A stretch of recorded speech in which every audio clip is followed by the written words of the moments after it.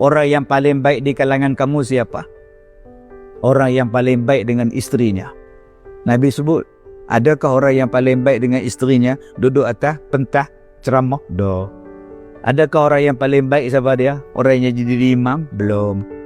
Adakah orang yang paling beriman, yang paling baik orang yang pakai sorban? Belum. Nabi kata, khairukum li ahlihi. Yang paling baik di kalangan kamu ialah yang paling baik dengan isteri dia, dengan ahli keluarga dia. Jadi abang-abang balik rumah sekejap lagi, tanya, Som, abang okey ke Som? Okey apa? Yalah, kita dah kahwin 30 tahun. Selama ni okey ke? Ada yang nak komplain ke? Abang tak baik ke apa ke? Boleh gagah lah bang. Boleh gagah dia cakap tu. Boleh tahan lah bang. Nak komplain pun dah anak 8. Sabar je lah kata dia. Kalau dia cakap macam tu maknanya tuan-tuan belum baik.